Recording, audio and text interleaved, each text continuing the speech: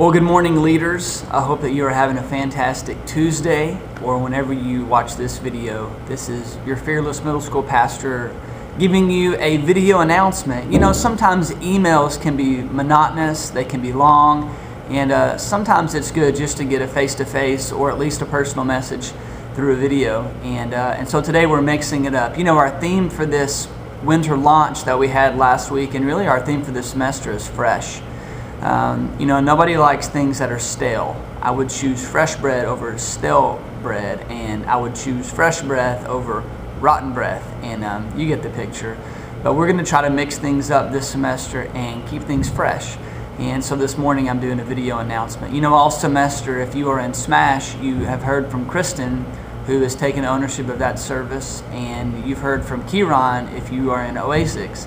And so every once in a while I love to communicate with you guys from my perspective and just to encourage you. Hey, this morning I want to give you a spiritual nugget.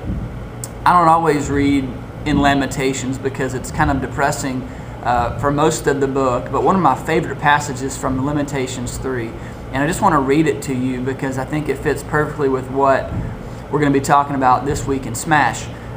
It says,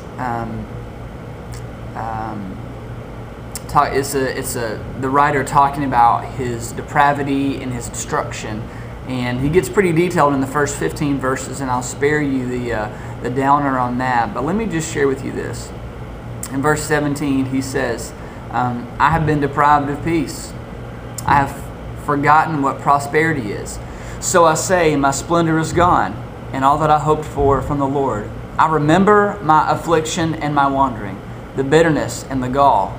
I remember them well. My soul is downcast within me. Yet I'll call this to mind.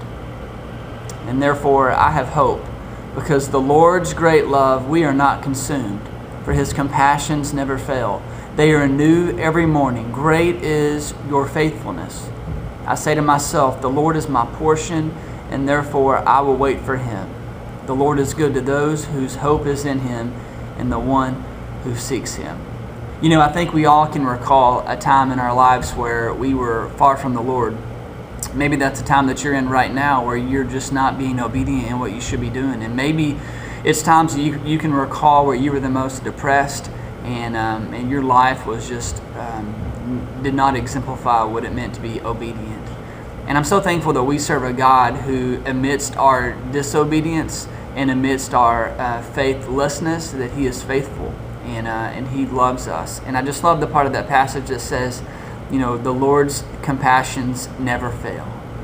They never fail. His mercies are new every morning.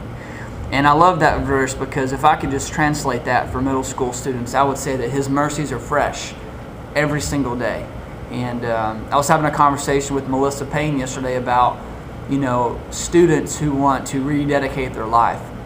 And I think about that and how we are constantly rededicating our life and realigning our life that maybe has been off track a little bit. Because, you know, on a ship, you could be heading in a direction, but if you were just half a degree off as you get down the road, you get the picture. You know, you are far from where your destination was supposed to be. And so I was joking with her because one time somebody told me that they rededicate their lives to the Lord every day, and I said, really, you wait that long?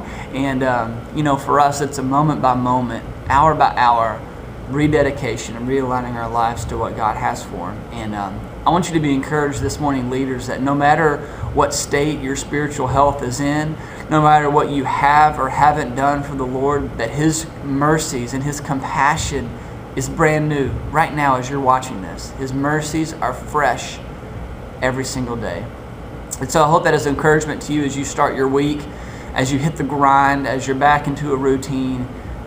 Really press into that and be encouraged. And that is my spiritual nugget for you today, and I hope that blesses you.